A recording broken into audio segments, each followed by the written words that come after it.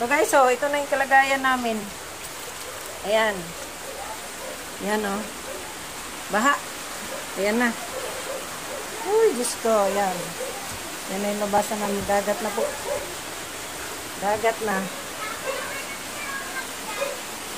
Ayan. So, patuloy pa rin yung ulan. Ayan na. Dagat na po.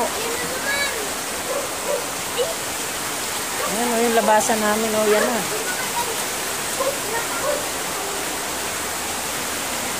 Ay, guys. Kung may bahay namin o. Lumutang na lahat. Ano na ang gagawin namin?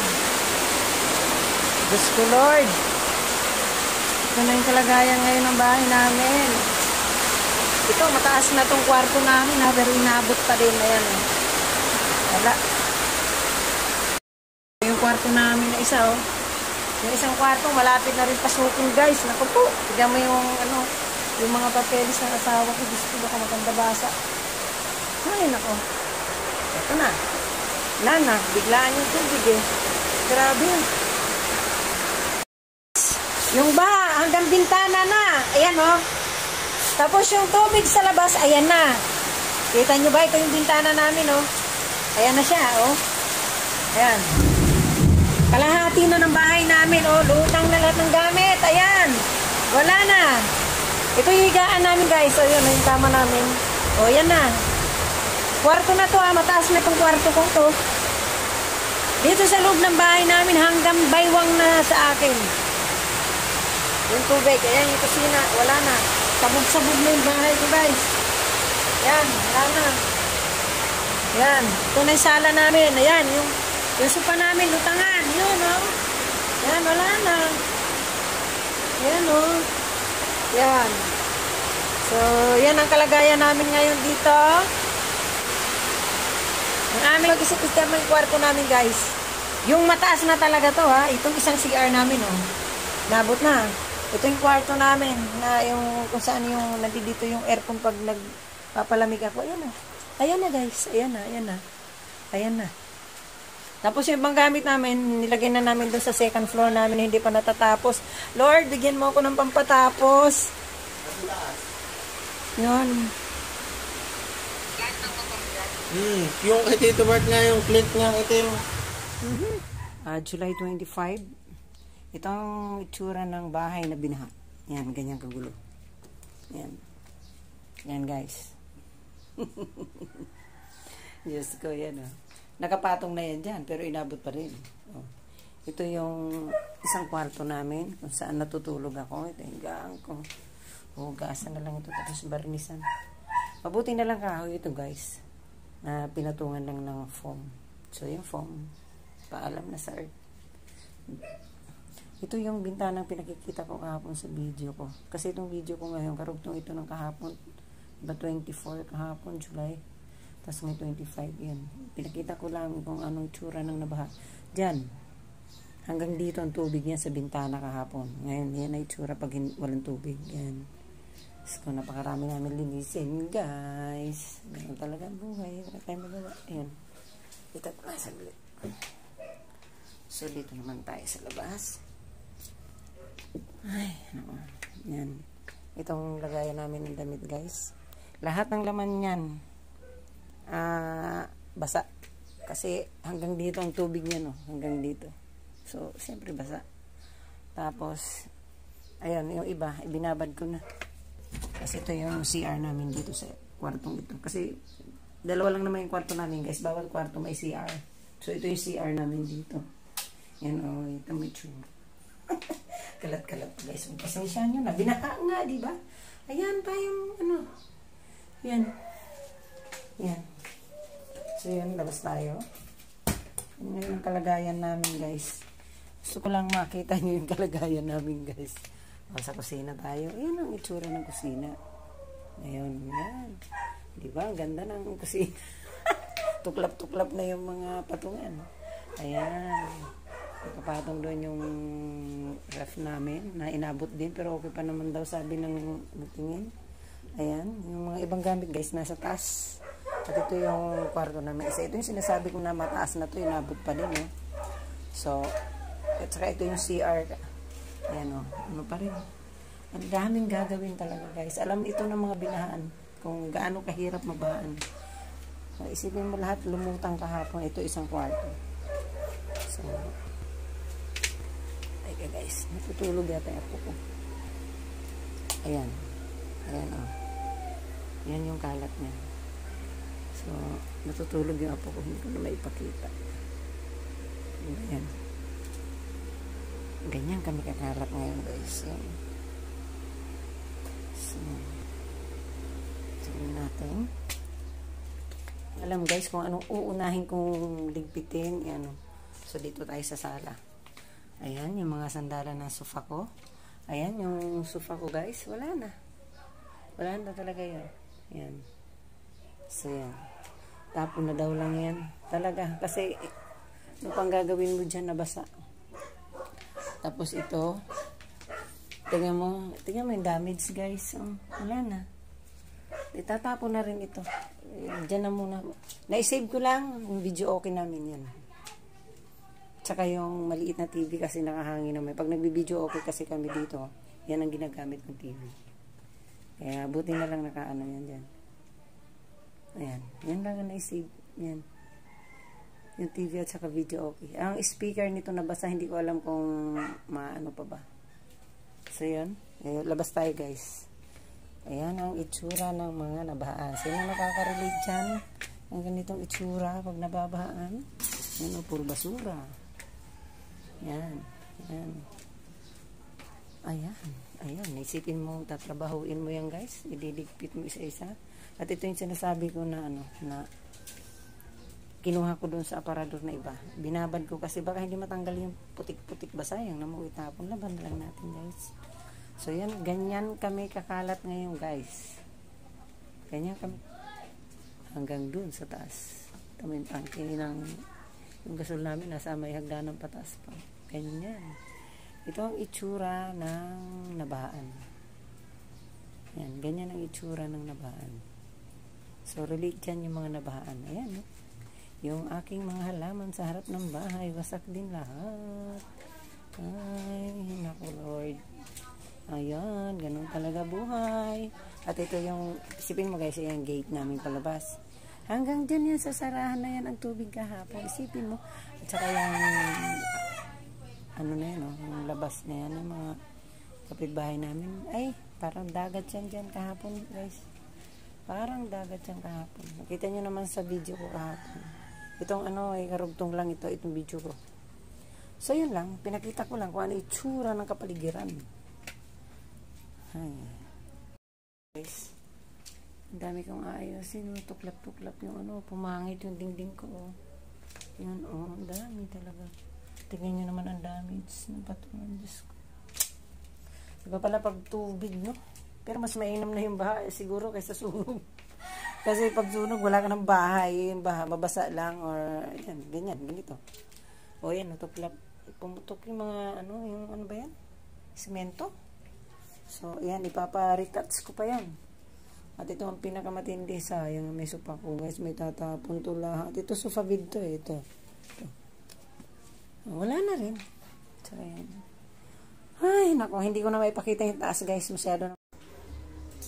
So yun guys, umpisahan na natin maglinis ng mga binaha na gamit. Sinasabong ko to guys. May Clorox po ito, mamumuti itong aking higaan guys, kasi may Clorox to.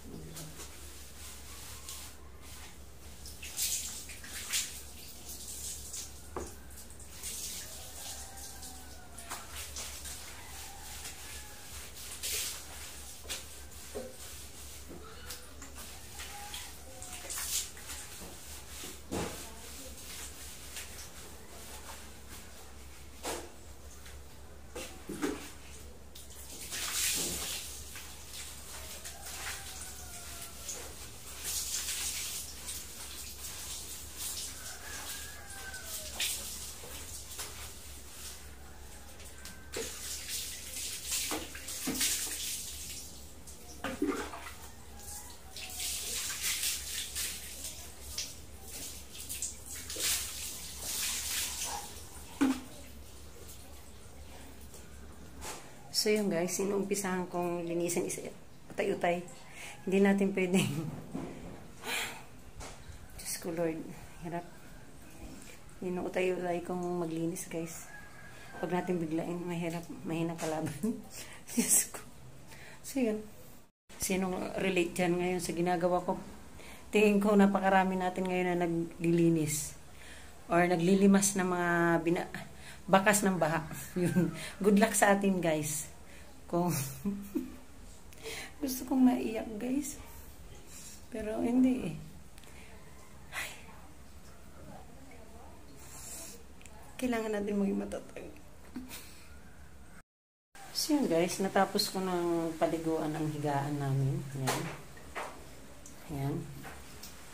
So ito naman ang haharapin ko. Limasin yan guys, hanggang dun.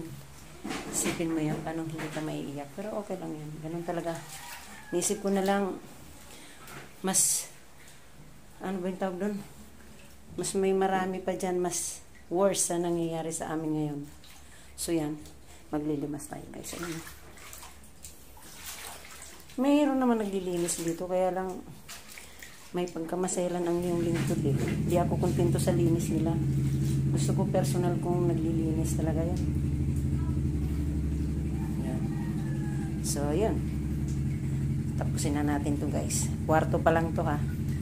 Yung isang kwarto nalinis na ng apo ko, ito na lang. Tapos, yung sala medyo nalinis at kusina. Hindi pa rin linis. Binalis lang yung mga kalat. At actually, marami pa rin. Ay!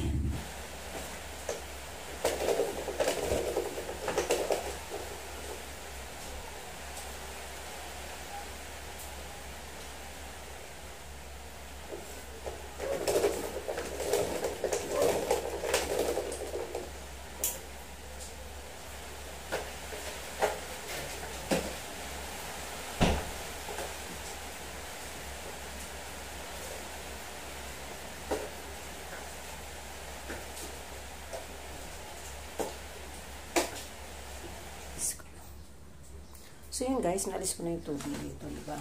Ayan. Namap ko na hanggang dun. So yan. Patuyuin na lang natin. At imamap ko pa ulit.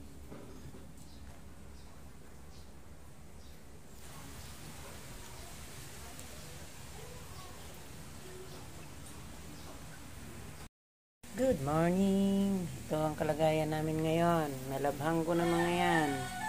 Yan yung mga nabasa ng baha. So, ito, yan. Yan. Ayan pa, yung lalabhang ko. Yan. Yung iba, nakasampay na sa labas. Punong-puno. Naman sa kwarto, ayan pa. Yan. Diba? Di ba kami nakakatupi? Yung mga papel, basang-basa. Ewan ko kung ano ba yan. Isipin mo naman guys, hanggang dito ang baha sa bintanang ito. So, ito yung higaan namin. Buti na lang kahoy ito. Namuti guys, kasi sinabon yan. At Clinorox. Barnisan na lang uli. Oh, diba? Yan ang kagandahan pag kahoy. Kaya lang, yung foam, tapon na yun. Palitan na lang. Ganun talaga buhay. Yan ang mga bakas ng baha. Ay after ng baha yan na makikita. Kasi mga basa lahat. Diba? So, ito naman sa labas, yan pa rin nakalagayan. Daming kalat. Hindi pa na didigpit lahat. Kasi, ayan pa guys, oh. Marami pang labahin. Diba? Yung isang washing nga namin sumuko. Ayan, oh. Nakapatong doon. Mabuti na lang may extra kaming isa. So, bago pa yung washing namin na yan, pero sumuko sa dami ng lalaban.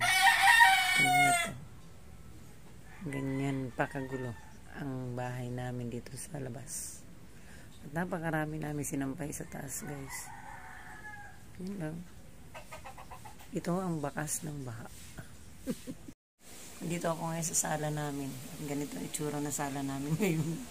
So titignan ko yung mga nilabang ko kahapon. Yan guys. Ay kahapon kagabi. Yan, natapos ko talaga kagabi. Tapos, yan pa. Yan, gumawa ko ng sampayan na dito sa loob ng bahay. Kasi nga umuulan, diba? May basura pa kami doon. Ayan pa, basura pa yan. Tapon na lang yan guys. Yan. Tapos yung sopa namin, tapon na lang yan. Sayang man, pero ganun talaga.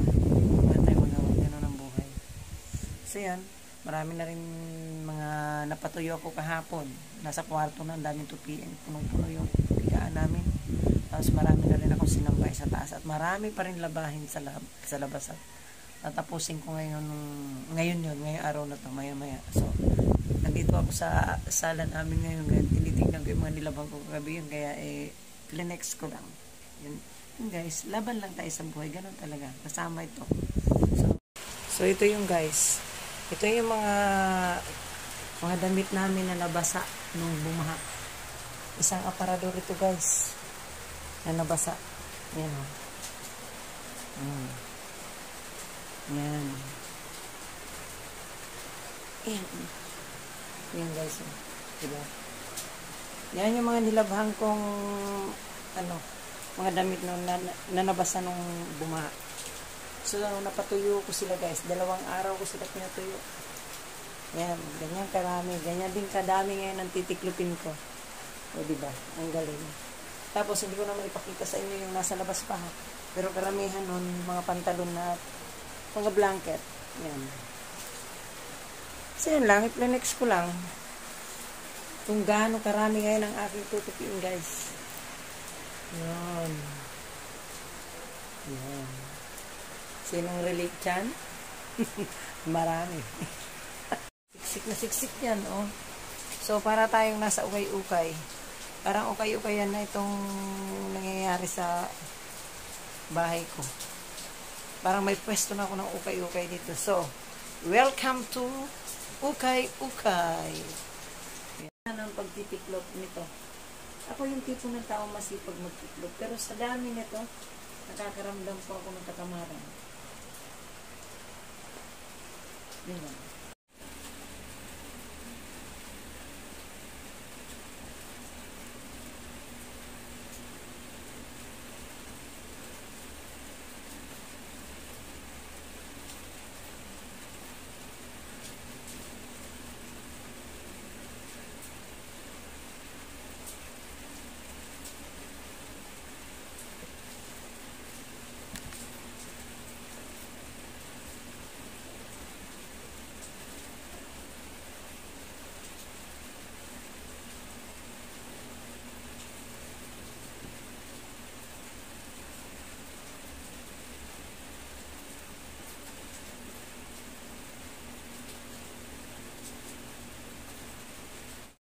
So yun nga guys, dito ko na-end ang aking vlog for today.